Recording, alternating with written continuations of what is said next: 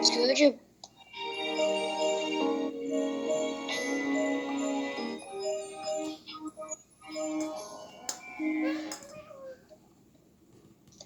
Scrooge awoke in his bedroom. The walls and ceilings were hung with living green that was the perfect grove. Leaves of holly, mistletoe, ivy reflected back the light, and such a mighty blaze roaring up the chimney, heaped upon the floor to form a kind of were turkeys, geese, great joints of meat, pigs, long wreaths of sausage, mince pies, plum puddings, barrels of oysters, red-hot chestnuts, cherries,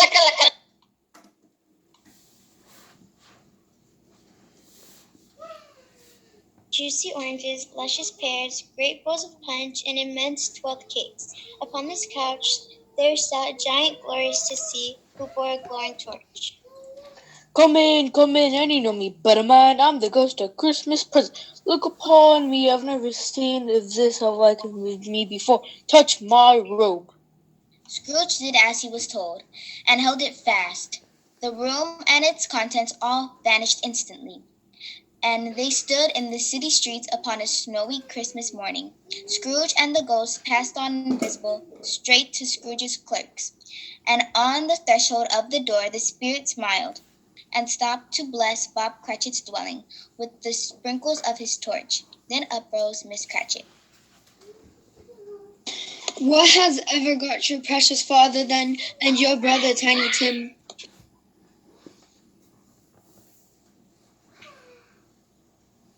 No, father's coming, cried the two young Cratchits, who were everywhere at once. In came Bob, the father, his threadbare clothes darned up and brushed to look seasonable, and Tiny Tim upon his shoulder. Alas for Tiny Tim, he bore a little crutch, and had his limbs supported by an iron frame. And how did little Tim behave? As good as gold and better. Somehow he gets thoughtful, sitting by himself so much, and thinks the strangest things you ever heard. He told me, coming home, that he hoped that people saw him in the church because he was a cripple, and it might be pleasant to them to remember upon Christmas Day who made lame beggars walk and blind men see. Master Peter and the two young Cratchits went to fetch the goose, with which they soon returned in high procession.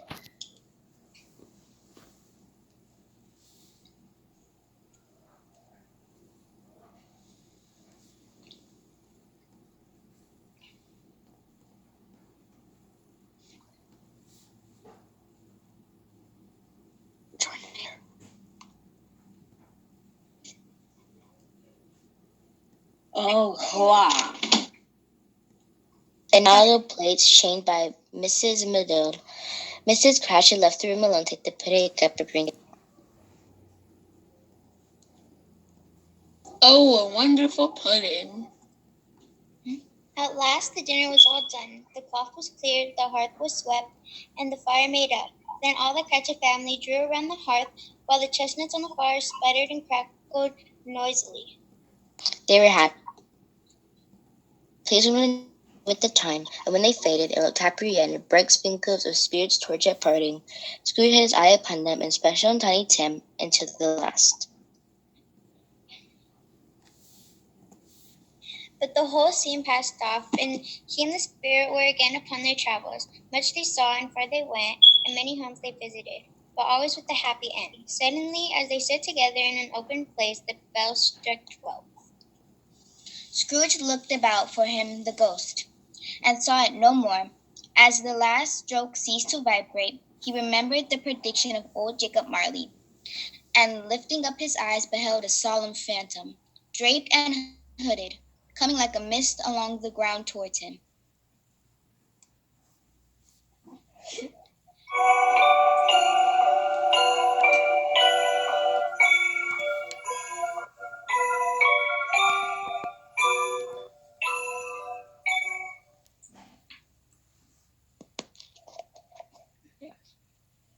Most of the future, I fear more than any spectre I've seen.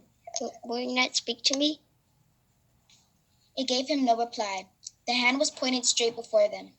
Lead on, lead on. The night is waning fast. It is precious time to me, I know. Spit on, spirit.